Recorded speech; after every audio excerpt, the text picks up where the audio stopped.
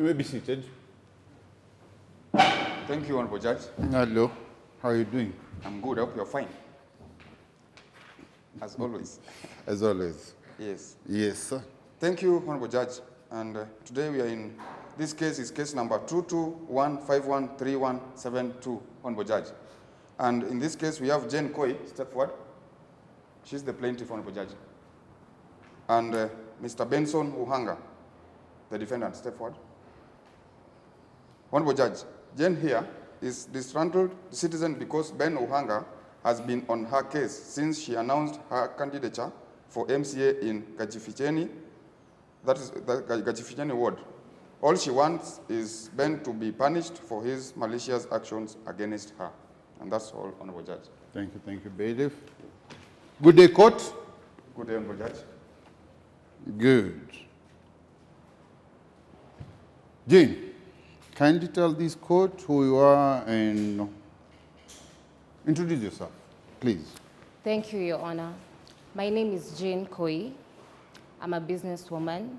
I come from Kajificheni constituency in Kerokero town. Okay. You born there or you moved in? I moved in. Oh, you born somewhere else? Yeah. Okay. And will you tell us a little about your business? What business do you do? Maybe tell us a little about your education background. I studied at Strathmore University. Okay. Yeah, I base in selling beer. I'm the major supplier. Okay. Of beer and or spirits. supply of drinks, Yeah. beverage like alcohol. Okay. You don't supply sodas? No. Unataka watu walewe tu? Haina chesa kwani. Haina chesa. Afande, kumbe unajua hiyo mambo ya chesa. Nasikianga vijana wakisema hiyo. Kumbe serikali najua. Good. So what else? Tell us, what else do you want us to know about you? I also sell spirits. Spirits, when you say alcohol and now spirits, well, so that means beer. Is beer what you consider alcohol, and spirits maybe hard liquor? Yeah. Okay. For me, all is alcohol. Okay, good. And now I understand you're also getting into politics? Yeah. How long have you been active politically? I'm actually trying it this time. Oh, sorry. It's my first time. This is your first time? Yeah. You have never vied before? Yeah. Okay. What inspires you to get into politics? I just want to help people who are struggling out there. Okay. To make a In the living. at the time, what have you done up to now?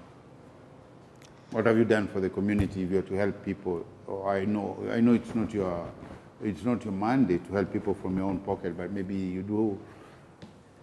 I've done some. Chamas, you assist when you know single mothers, or what have you done up to now for your community that you think they will?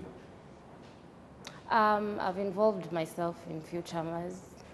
I've done some few charities. So like, if I go to Kajificheni and ask Jane Koi, I'll be told she's a good woman. yeah. Okay, thank you for being a good woman. Let's see the defendant here. Okay. How are you, sir? I'm fine. Kindly tell this court who you are and what you do. Majina yangu kamili ni Ben Wahungu. Ben who? Wahungu. Wahungu. Okay, Ben Wahungu. Okay. Mwanasiasa maarufu. Mwanasiasa na pia mwanabiashara maarufu sana. Okay, one at a time. So you are into business. Yeah. And what business do you do, sir? Supermarket yangu kubwa sana ndio inaongoza Kerokero town. Now you have a supermarket. Yeah. What's the name of your supermarket? Inaitwa Kajificheni Kajificheni. supermarket. Okay. Supermarket. See stores. Okay. Kajificheni supermarket. Okay. Any other business you run? Pia niko na gym. Oh, you have a Taps. gym. Yeah, gym kubwa sana. Na huyu pia alikuwa client wangu. Alikuwa? Alikuwa client wangu pia. Kwa hiyo gym yako? Yeah. Okay. Kabla hajafikiria kutujoin kwa So siasa. I think he's a kind of a high-end gym, eh? Okay. So you have a supermarket, you have a gym. What else do you have, sir? What other business do you do? Pia kufanya kilimo hapa na pale. Kilimo hapa na pale. Kilimo hapa na pale ni kusema umepanda vitunguu kwa backyard yako ama kilimo you have a farm here and a farm there? Yeah. No, okay, okay. So, sawa, makes sense. And you're also into politics? Mimi ni mheshimiwa pia kama unavyoniona. Okay, oh, ni mheshimiwa. Mheshimiwa wa Kajificheni, MCA. Kweli kabisa. How long have you been in office? How many terms? Hii ni tamu yangu ya pili. Term yako ya pili. Okay. So the one you're serving or the one you're going to vie for? Term yako ya pili, you've been in office in your second term. And you intend to vie for the third one? Yeah. Okay. Anything else you want us to know about you? Ni hayo. Ni hayo tu. Miss Jane. Yes. Yeah. You bring Mr. Bennett to this office. Your name is Benson or Ben? Benson. Benson. Okay. Benson. Yeah. The printer wrote, the person who printed this just wrote Benson. I didn't get to know well whether you're Bennett or Benson. So tell us why you bring this Mr. Mheshimiwa to court. Amefanya nini Mheshimiwa ndio umlete kotini? Badala wacha afanye kazi yake ya kusavu wananchi. Yes. Your Honor, this man is a criminal. He's a criminal? Yes. I'm here to That's the accuse crime we him. want to hear. I'm here to accuse him of so many illegal deals he has been running. Okay, when you say illegal deals, does he sell drugs or what illegal deals? Does he sell, you're the one who's in alcohol. He Does he has- sell counterfeit things at his supermarket? Not Tell us, basically. tell us these crimes, please, explain. Wajua si kawaida kuleta mheshimiwa kotini. Yes. Let me start by saying that there's this woman called Kagendo. Kagendo, okay? Yeah. There's this woman called Kagendo. Who's Kagendo? Kagendo was a woman who was vying for a seat for senator. Okay, And- he's an MCA. Yeah, He's an MCA. And Kagendo was vying for senator. senatorial seat, okay? Yeah. He has a wife, Who, him? yeah, Okay. called Delilah. And Delilah. 4 kids. And 4 kids. Delila tu ama. Si ni Delila tu. Ama si Delila. Nilo wa Samson. Oh, yeah. Continue. So, Kagendo died over unknown circumstances. Kagendo died of unknown circumstances. And rumors are saying that he's the one who stopped her heart from beating. The reason being is he wanted his wife to sit for Mheshimiwa. that seat, to be the senator. Wait a minute. Let me get this right. Wait, order, Mr. Mheshimiwa. Let me get this straight. You telling this court that Mr. Benson here was behind, if not assassination, the death or the demise of a sitting senator or a person who was into politics vying for the senatorial seat so that his wife would ascend to the seat. Yes, Your Honor. MCA na senator wanaingiliana wapi? Si Clear you want sinyi your wote wife mnatumikia the same nini nile tu Lakini MCA iko chini MCA kiasi. yako chini kweli kusema. Ukilinganisha na But One maybe you to wanted to be wife. the kingmaker. Excuse me, Mr. Benson. Let Ms. Koi here explain her side. Then I'll let you have your moment and you will defend yourself right. Otherwise, tukianza kubishana hivi hatutajua tulienda wapi ama tulipotelea wapi. So, Ms. Jane, please, you know, these are serious allegations, and I would like you to give some circumstantial, elaborate, explain in a way that we can get to see some truth in it. Or it was a hearsay. You don't have any evidence or any truth on that. At the moment, I don't have evidence. On that. Yeah. unaona Okay? But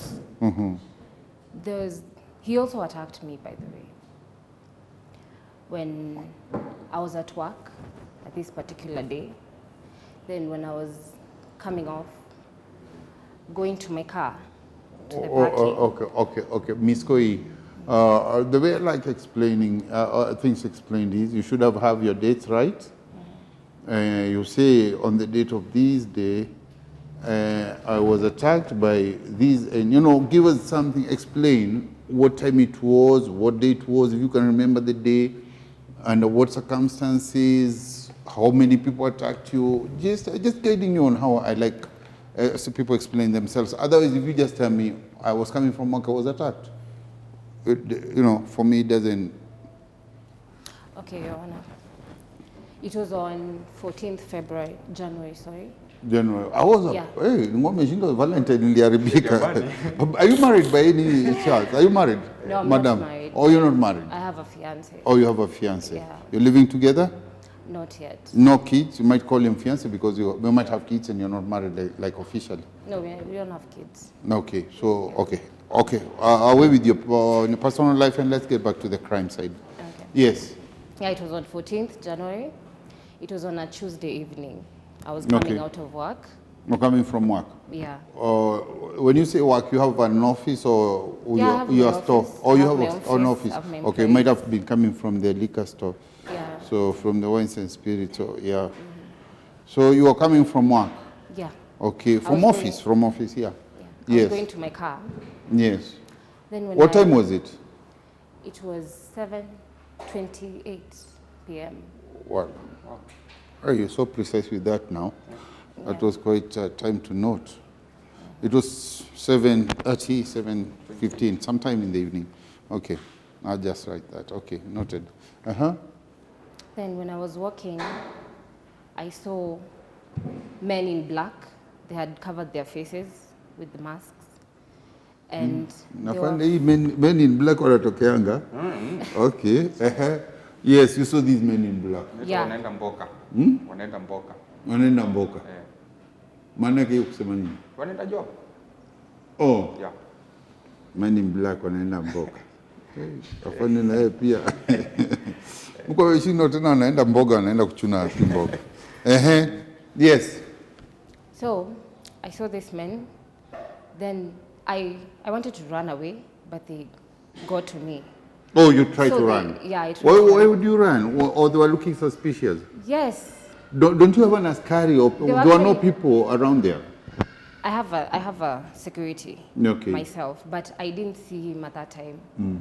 So they were actually near my car. So You don't when have a they- personal bodyguard? No, I don't. You don't have a driver? I have a driver. But was he not on duty that day? No. Or he was not on duty? Yeah. You had assigned him somewhere else? Yeah. Or something? Okay. Just trying to understand it right. Okay, go ahead. So they catched me, walinishika mkono na nguvu sana.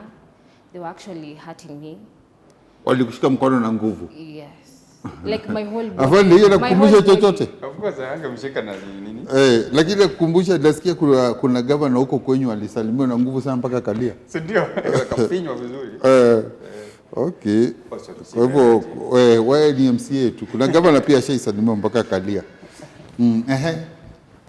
So they were harassing me because I was trying to scream, wananiambia ninyamaze, mwingine ananishika mkono. They were just threatening me. So this one guy told me to. Kindly don't flip your fingers again, and I'm doing it. Don't flip your fingers in the court. I was just trying to. Yes, kindly. Sorry. So he told me to stop vying for the seat. That's Madam, you're not explaining yourself well. I want you to tell us, you tried to run, but they caught up with you. Yeah. After catching up with you, they pinned you down, they dragged you back to your office or to the car? No, they were just holding me there where I was standing. Or where they caught you, they held you there? Yeah. Are you struggling or you've submitted? I was struggling. Oh, okay. You're trying to free yourself. But they weren't letting go. Were they armed? What kind of ammunition or what kind of arms did they have? They had a knife. They had a knife? Yeah. Ya sukuma, uliona So poa? the guy, huyo mtu mwenye alikuwa ameshika hiyo Afande, kisu ni kisu. Labda ni ya mboga walikuja. Usijali, kisu ni kisu. Inaweza penya mwili wakati wote. And being a lady, I can imagine. So huyo mwenye alinyongelesha ndo alikuwa ameshika hiyo kisu. Akaweka kwa shingo yangu. Akaniambia I have to stop vying for that seat. You're MCA? Yes. Which is the occupant at the moment? Yes. He's the one who's holding office. So Okay. ulijuaje ni mimi ndio nilikuwa nimewatuma? Kwani kuna MCA wangapi wakajificha wewe? Ati unajuaje hao ndio alikutuma? Hata kwa ni fan wako, you know. Amesema walikuwa men in black. Yes. So hiyo siku ulikuwa in white. Ama Lakini it looks like it was under your instructions. Wacha utajitetea tu, wacha eleze. Yeah, so Yeah, so after whispering that, wakaanza kuniambia ni respond. I should say yes. But you won't. So I was freaking out, so I had to say yes. Of course, So under I the threat agreed. of a knife, under the threat of a knife, hata Mungu niambia niseme I won't be a judge again, nitasema sitakuwa judge. Yeah. Tomorrow is a different day. At least let me live for now. And they So told you said you're not going to vie for the seat, yeah, and they released you. for them to let me go, yeah. And why do you think he's the man behind behind that? Don't you think it could be one of his fans? Don't you think he's somebody trying to use some goons to tarnish his name by printing a picture like he's the one who's behind it? Maybe another aspirant. Maybe another aspirant akatumia jina yake. Good one, Afande. Yes. Okay, Your Honor, sorry to say this, but I had an informer. Oh, you have an His you had name an is informer. Derek, and he's seated over there.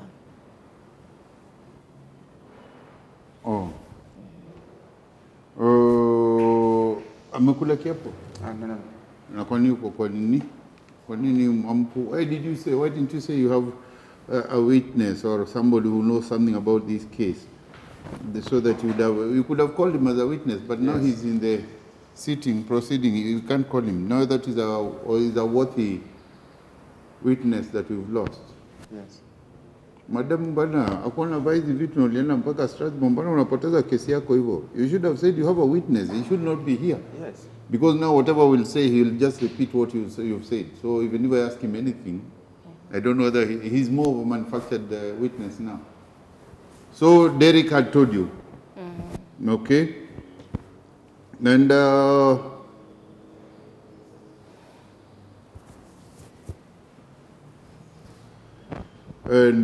kindly I would ask for recess for this court, but I don't know whether I'm tempted to go into the chambers and find out whether there's a way, since the case is still young. Yes. I wanted to know whether there's a way we can hold the witness for other reasons thereafter.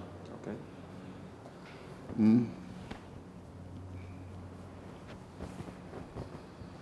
Anyway,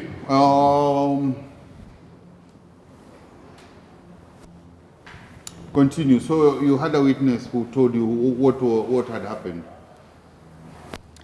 Yes. and he told you He about. informs me everything. Okay, about and he told you events. about this fateful day. You'll tell us all about the everything. For now, it's about this particular time. So when he had not informed you that you'd be attacked, No. but after the attack, he told you that he knew Mr. Benson was Mheshimiwa Benson was the man behind it. Yeah. Okay, and did you take any royal, lawful measures to only report case here or anything? No. Or how come? This man is a threat. Yeah, but that's why we have officers and we have the government. I was afraid, Afraid naweza of- peleka kesi kama hiyo, then he always finds his way out. But So, not always. You don't. You see, yeah, that's one thing that we have to learn. No matter how humble you are, or how financially or status-wise you are, small or weak, you have a right as a citizen.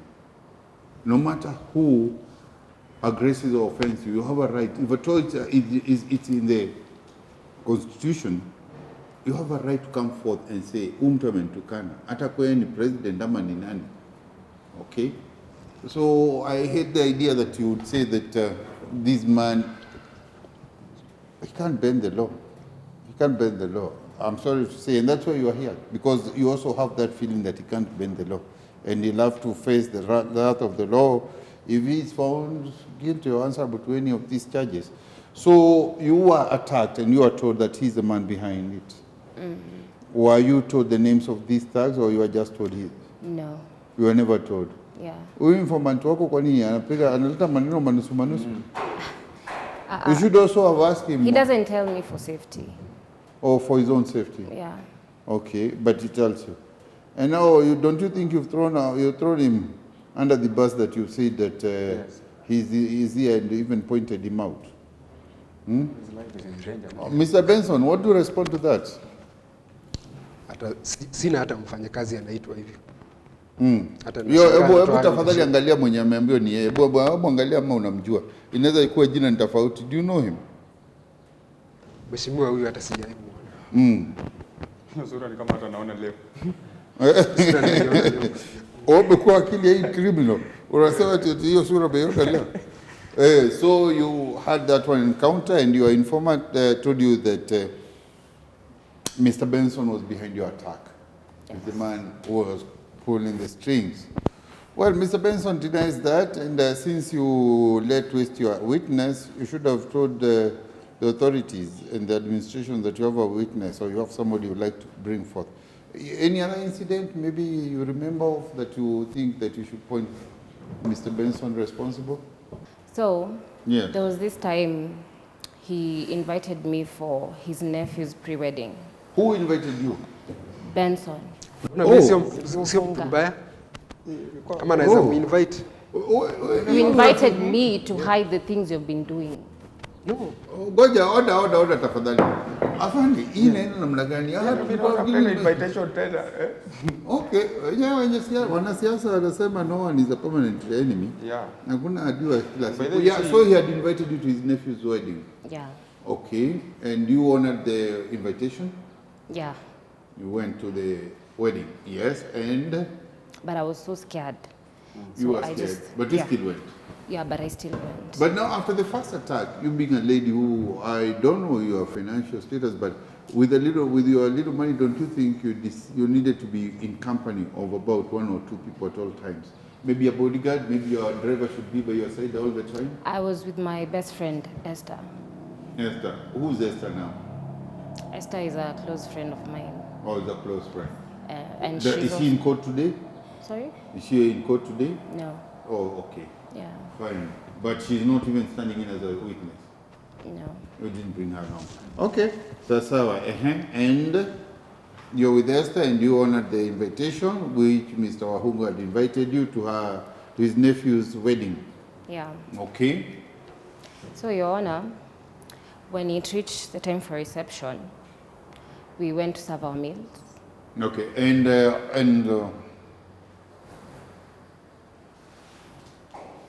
Oh, well, I want to understand this. Your not very good friend invite you to a wedding. And the wedding, everything was okay. You are honored. You are at the high table. Yeah. Oh, wonderful. A lot of respect there. And then, let me not guide you to your case. Just go ahead. Read it out. Say it out. What happened? As you can see, I'm a good person. It's okay, Mr. Wahungu. Mheshimiwa, utakuwa nafasi yako ya kujitetea. Kwa sasa, okay, nikuulize Mr. Wahungu, unataka kujitetea kesi ya ujui ni umefanya? Ama unasakiwa nini? Ndio nakuomba usikize, alafu ndio ujue. Mtu agojanga hata mtihani unaulizwa swali ndio unajibu kabla uulizwe swali. So, kindly continue. So they served us food. They served you people food? Yeah. At the high table? Yeah. Okay. So before that, I got a phone call. On the very From- fateful day? Yeah. Okay. From Derek. From Derek? Yeah. The very same Derek, your informer? Yes. Na mtu angefaa kuwe witness, ndio fande? Yes, honorable judge. It's so sad that you've wasted a man who would have brought forth some very Kama essential analipwa. materials. Kama analipwa poa. Nani huyo? Derek. Oh, by the way, Afande sounds like he might know how the game you're playing. Yes. Do you pay Derek to keep an eye on your back? Yes. Oh, okay. So it's a relation. Yeah. Hey, Afande na wewe nani? Na maybe Wewe ni pia- FBI, kumbe unajua hii maneno. Okay. Na pia maybe pia kama anachunga ile. But up to now, Derek has been delivering. Whatever he tells you to watch out happens to be. Okay. And you don't think it could be Derek who's setting up these things? Ndio uone essentiality yake, yani Okay. the purpose of him in your life? I've known him for a while, so I don't think. So there's a sense of you trust him. Yeah. Okay. So what happened on that day? So I got a phone call. Yes. From him. From Derek. Yeah. Yes. Then I excused myself. I picked it. Then he told me the food that I've been served has poison. It's been poisoned. Yeah. So mi nilikuwa nakaa kando ya sister ya Ben. What? I was sitting next to the sister. So Huyu Derek, Wajua, huyu Derek ni kama alionja hii food online. Ndio unajua kwa hapo. hapana ngoja. Yeah. Sasa, You see, he's not here. He's not at the wedding. Derek was not at the wedding? no. Jamani, mafia. Kama kuna informer, yeye ni informer na pia kuna informer pia. So Derek told you that they intend to poison you. But Wahungu was there. Yeah. Mr. Wahungu was there. Mheshimiwa Wahungu was at the wedding. Ilikuwa nefi yake na amekualika. Did you sit with him on the same table? With him? No. How come and you are his inviting? There were 2 tables. No, you are at different tables. Yeah, different. Okay. And Derek calls you and tells you the food is poisoned. Yeah. Akaniambia ni exchange na sister yake. Akakuinstruct exchange chakula hiyo na sister yake. Sister yake Wahungu sasa. Yeah. And you did that. Watu wakiomba, aliniambia watu wakiomba ni exchange chakula. Alikuambia mpaka watu wakiomba. Yes. Haikuwa if you find an opportunity is wakiomba. Okay, I fine. think that's the Alafu best time. So when people are praying, nika exchange chakula. people are praying. Yeah. So tukakula, the wedding went on. Mkakula. And did you say you did as instructed by Mr. Derek? Yeah. Okay, so you exchanged the plates. And you went on an date. Yeah. You got courage. For me, once nimekuwa threatened chakula za kupoison inaweza kuwa hata zikiletwa they were exchanged naende ku exchange na lete ile nachukua ile mbaya zaidi. No. You have to eat. Imagine tunakuwa nao mingi. Imagine ya nini afande? Ai. Chakula muhimu ya mheshimiwa. Yes. Afande See, you imagine ya have nini? been at the wedding the whole day. Now you are hungry, and, you know. Like when there is a threat ya poison afande, why would I eat? Or am I sacrificing my life kama panya? Your piece of meat ni kwa mtego tu. Upate hata nguvu ya ku. Lakini she's a well of lady, hata angeorder KFC hapo. Ama whatever anyway. Naona kuna kitu. So you exchange the plates and what happened? We ate. You ate. Yeah. Okay. The wedding went on. The wedding went on. Kaisha, people went to their homes. Oh, so the food had nothing. This time Derek is failed us. No, actually, she was not even feeling anything. And the sister who you switched the food. Yeah. Okay. So I think there are poisons which take time Okay. to process in the body. Okay. Yeah, there are So- types of poison. There are some which are instant and some take a while before they get they get to your system and do whatever they're supposed to do.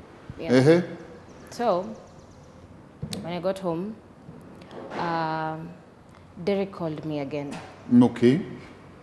and akaniambia sister ya Ben amekufa. So you're the one who killed my sister. You killed your sister yourself. I hate you. I don't care. So it's true your sister passed on after a while.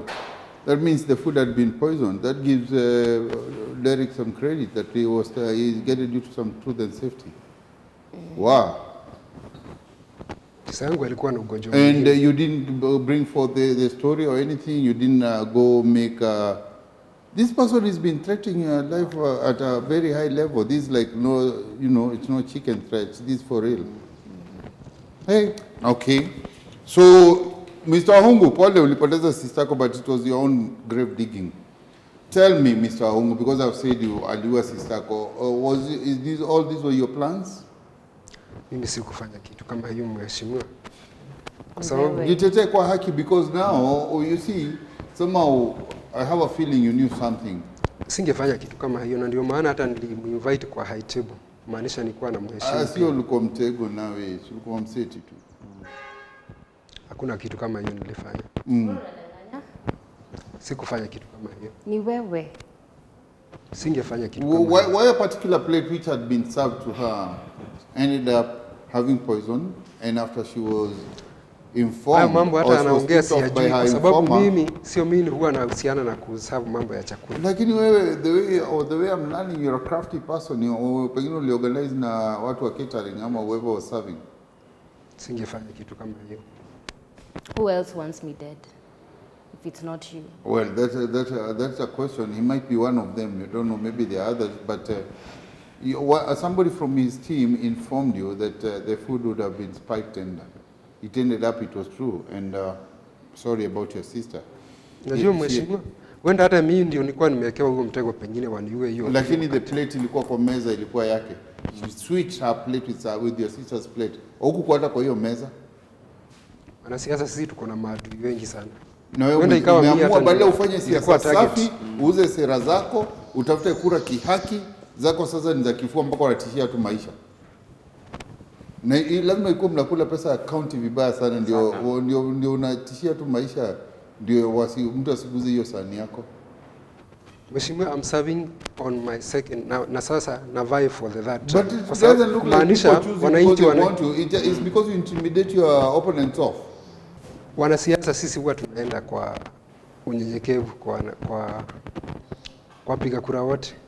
Hata mimi nikikuangalia hata vile ulikuwa the accusations here was about to say no, you look so humble and a good person. Kweli kabisa. Hata mimi Ndio maana ningekuwa kutransfer kura yangu ikuje ukajifiche nikuchague, nikifikiria you're a good person, but vile naona vitu zinaongelewa hapa, you're a murderer. Yes. Yaona, atakangi kuona mtu yoyote akivie for his post. He thinks he owns the spot. Hiyo kiti ni yangu. Okay. You see? Kiti ni yako.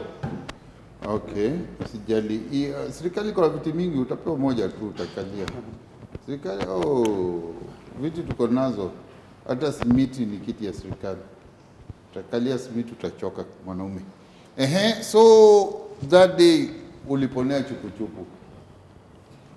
But I don't know whether you're a good lady or you're a bit slow, because how do you honor an invitation of somebody who's threatened to kill you? He had sent that to your place, and now I'm just looking at it from a different side. But maybe to her thoughts, she was thinking that this guy might no, endorse he's her, trying to endorse her. reconcile and have things right. Yeah. Okay, but it ended up ilikuwa Kumbe ni mtego wa sumu. Okay. Ni sumu gani walitumia? Walitumia sumu gani? Alikuwa anakuja mpaka kwa gym yangu. Tulikuwa marafiki kabisa. Kama ningekuwa mtu mbaya hata kwa gym angekuja Nikaacha kwa gym. kukuja why? Lakini wait a minute. Kwa gym mlikuwa mnaongeleshana, you used to talk. Yes, I Sana. used to go to his But you used to gym. talk to him at the gym. Yeah. Okay. Until when I started And why vying, didn't you go on with the good relationship mkiongea vile mnaweza saidia wananchi?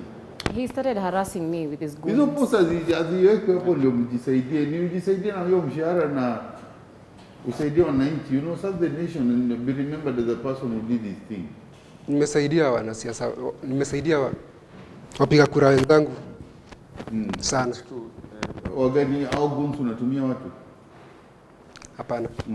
You're lying. Watu wa kwangu nimewasaidia sana, ndio maana Watu wako ni wamenichagua. watu wa boma yako ama watu wako ni wagani wao? Wale walinichagua. Okay. Na utaki mwingine akauza sera zake kishua apate hiyo ofisi. Unasema ofisi ni yako. Anyway, yeah, so you have no response to the poisoning issue. Hapana. Wewe unalia even you don't show any remorse like sorry the bullet fell on my sister. Kwa sababu You don't feel you lost because of your evil. Selfishness. Don't you see the selfishness? Wodi chimba shimo alafu watu wako ndio wanaingia. Don't you regret? nahisi vibaya nilipoteza dada yangu, lakini Kwa mkono wako, sumu zako, mipango yako. haikuwa mipango yangu. Well, Derek mfanyikazi wako alikuuza na akaenda imekuwa ukweli kumbe kulikuwa na sumu. Anyway, so Miss Janice, by luck, it's God's mercy that you're still here. It's good that you've come forth. We'll see how this will end up. Yeah, he says he has no response to that for now. What else do you wish to tell the court? So After- give us a after- few other occasions. Okay. After that phone call, Yes. I was so traumatized. Yes. I was like, this guy really wants me dead just because I'm vying for the seat. You know, men And in the... you never decided to give up as he was pushing you to? No. Have you ever vied before? Sorry? Have you ever vied before? Like, No, it's my Oh, this first is the time. This is your first time? Yeah. Looks you're popular, that he feels threatened. Anyway, yeah, continue. So I got traumatized. I was so scared, so I stayed in the house for like 4 days. Then the 5th day, Yes. I went to work Okay. in the morning. Okay. When I got at the office, kumbe his goons bashed in my office. They broke the windows. That is 4 days after the poisoning issue. Yeah. They broke the windows, the doors. Then I found my employees on the floor bleeding helplessly. How many employees do you have at your office? 6. 6 employees. That's quite a team. Na hukukuwa siku ile ukiatakiwa kwanza? Kwani how many goons had he sent? I'm actually the last person who closes the place. Yes, but how many goons had he sent to overcome 6 people? That day they were 4. 4 goons only. Yeah. Kwani nyinyi waoga aje watu wale wanachapa watu wa sita? Ama they are ladies. They are big bodies and Big boys. yeah. Lakini it's not about big. Mtu kama yeye ukiona unafikiri mdogo lakini ako na belts zake za martial arts. Yes. Anyway, that's not the issue. Continue. And I was so I didn't even know what to do.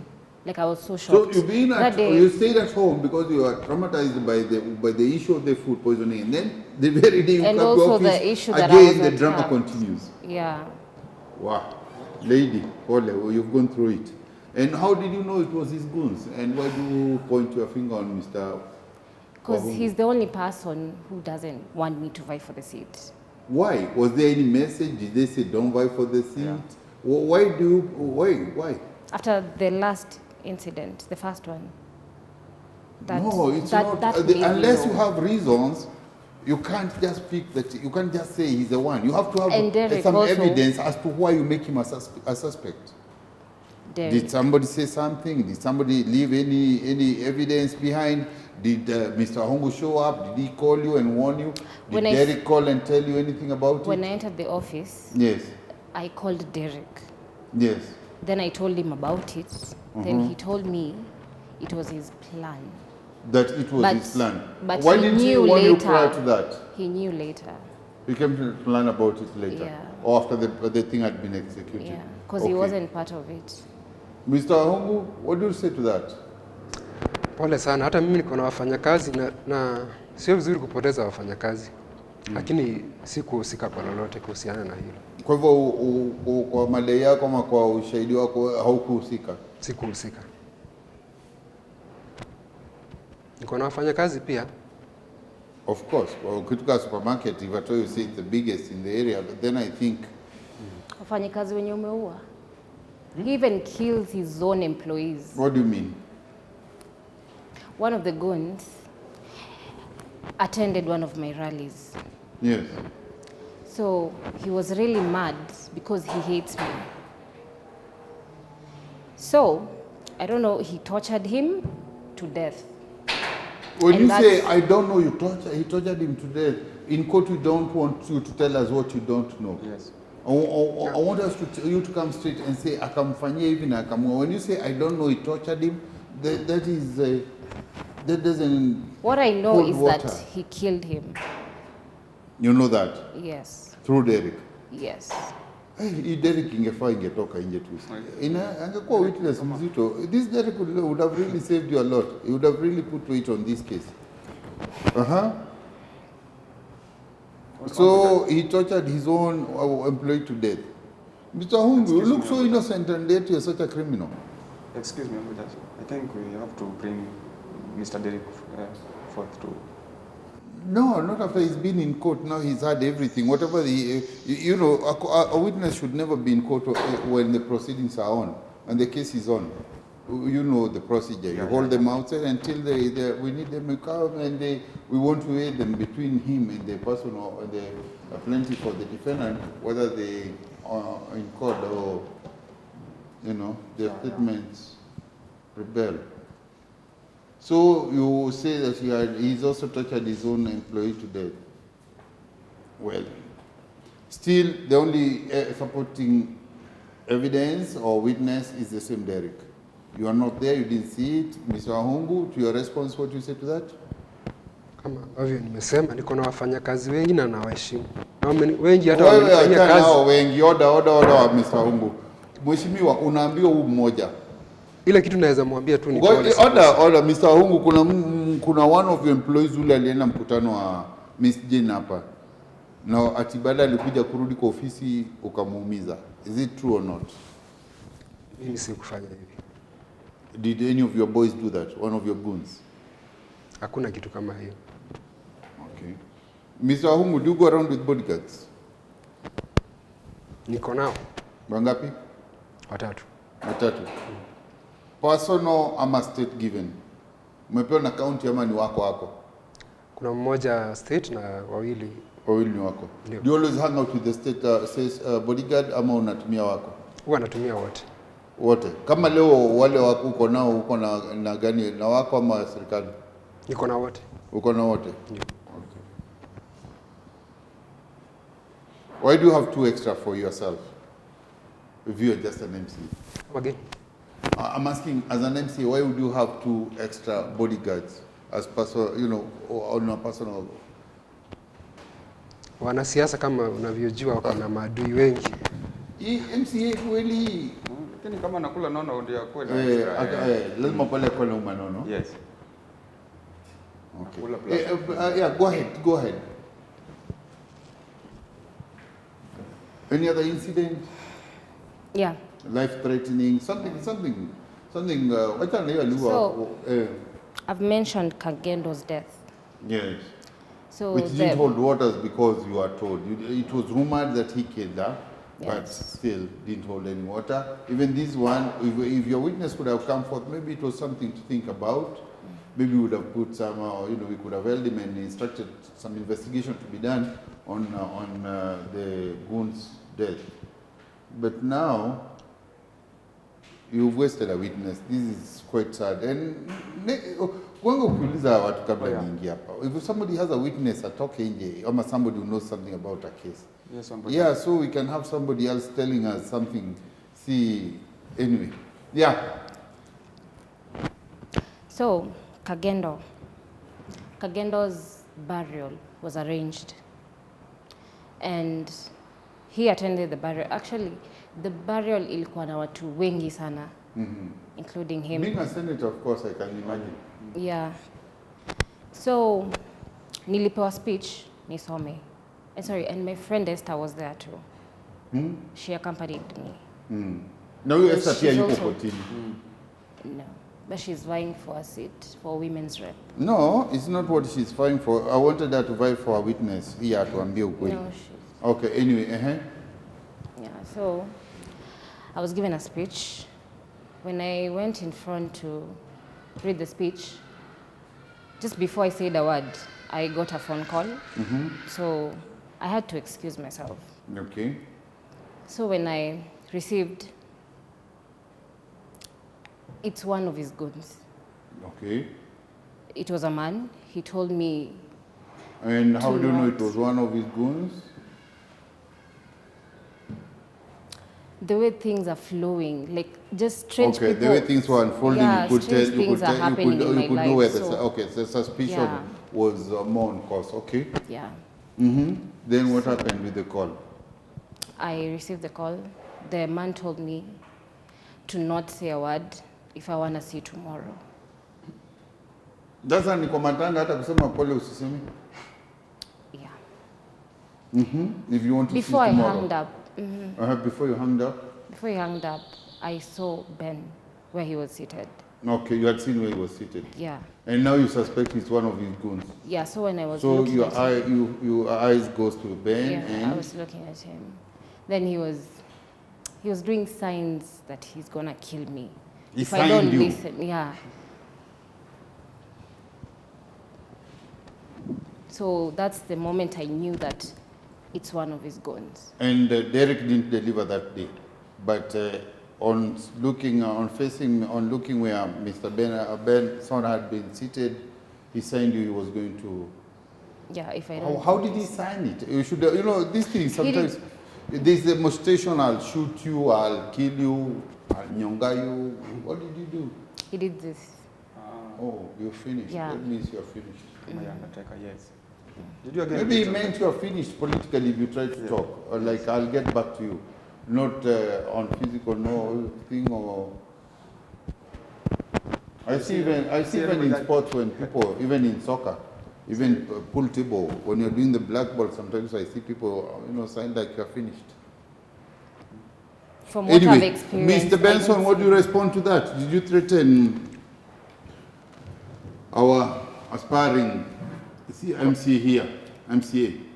Kwa matanga ni mahali watu wote huwa wanaenda na wanahuzunika. Kwa hivyo singepata hata wakati wa kufanya jambo kama hili. Pengine ulihuzunika mpaka ukaona utishie wengine pia atafuata mkono. La, So I was hallucinating. pengine aliona zake huyo. Wewe uliona zako. Wow.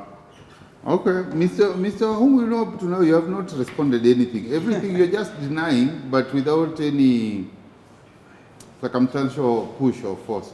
Anyway, anything else? Yeah.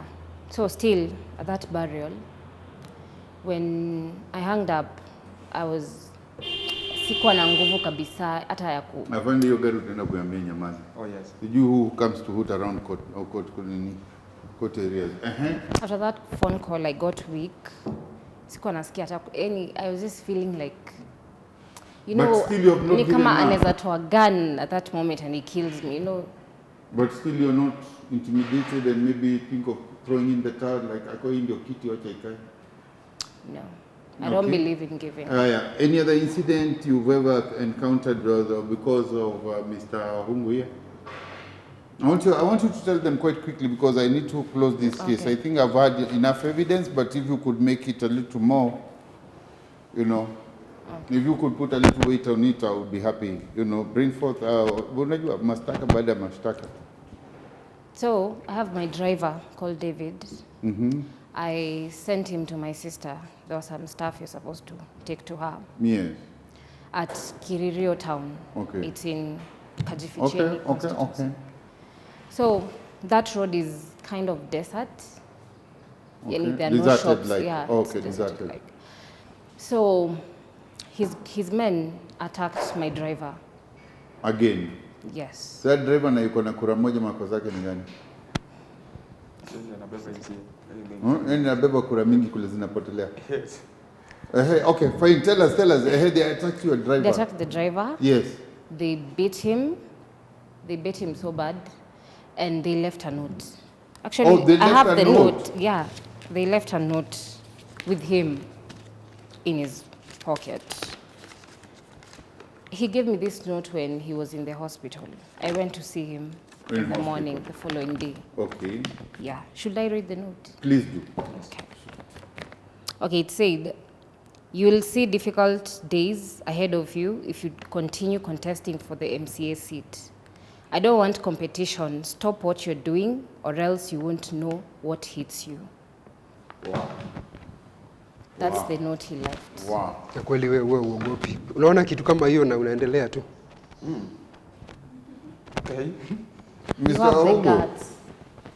anaona kitu kama hiyo na anaendelea tu. That is a good Ingekuwa one. mimi Can na- I have that as evidence? Hiyo. I'm sure it's written No, thus. this one is another. Okay. I'll mark that as Akaandika in evidence. bold ndio aone vizuri. Yes. Kwa hiyo madam anapanga miwani. Ati anaona kitu hiyo na anaendelea tu. I'm happy. You're a very intelligent man. You just owned up that. Yes. Anything else, please? Yeah. I think He up to also- now where I am, I think I'm almost ready to read my judgment. He also attacked my campaign manager. when he was going home. That from means work. his goons. When you say he attacked, that means his goons Yeah, attacked his your goons. campaign manager. Yeah, his goons. Okay. And So- They bait him, They bait left him. him on the road, and left him with this note. another note. Yes. So Wow. full of notes. Mr. says- Hongo, you're a clever. He's playing safe. No. Yeah? If he's the one who's behind this, he's being a clever idiot. You know, how do you leave evidence like that? Anyway, okay, fine. Let's see. Okay. Yes. What does The it note read? says, I have been trying to warn you, but you don't see to get this Lady Jane. Don't compete me. Ben Muhanga, his name. He signs his name. Yes, you will lose. Stop it. And this is the last warning. Hey, Mr. Mwanga. You know, I've learned that you're a prominent businessman and a prominent politician, but can I ask you a question with a lot of respect? You didn't tell us about your education background. Mimi sikusoma sana lakini watu wananipenda. No one on sign such documents. wanasomea It kwa makes sense now. It makes sense. Thank you. Wanasomea kwa dirisha. Thank you. Yes. Anything else, Ms. Jenny, would like to tell us? So the other one I remember is there was this time I was at work. It was on 2nd of February. Okay. It was around 9 a.m. I was at work. Everyone was at work. Then I got a phone call in my office. Yes. I picked. Then it was a man's voice. Then I knew definitely it's one of them. But I didn't hang up. So, Have you ever recorded any of these voices? no, I haven't. You know, due to lack of evidence, you see that's something you should have done. Maybe I would like you to entertain us with all what that happened after you listened, but since there is no evidence, I'll just cut you out. With all what I've heard and what I can establish from what I hear and what I see Mr. Wahungu here responding, I think I've come to judgment. I don't know. Mr. Wahungu could be so smart that he wrote these, but these are typed notes. I don't know. I would not look for his fingerprints or anything, so I'll just make a judgment. Well, this is my judgment. In the element of the offense for this case, Mr. Wahungu, according to section 94, cap 1 of the Penal Code, it says a person who in public place or at any public gathering uses threatening, abusive or insultive words or behavior with the intent to provoke or intimidate or cause a breach of peace, okay, is guilty of an offense and is liable to the fine of not exceeding 500,000 or imprisonment. 500,000 or 50,000. It depends on the magnitude of the threat. Okay, or go for a term of jail. Okay, imprisonment, not exceeding 6 months, or maybe if it was really bad, you can go up to 6 years. Right? That is on the abusive language. You use an abusive language on her case intentionally and in public, okay?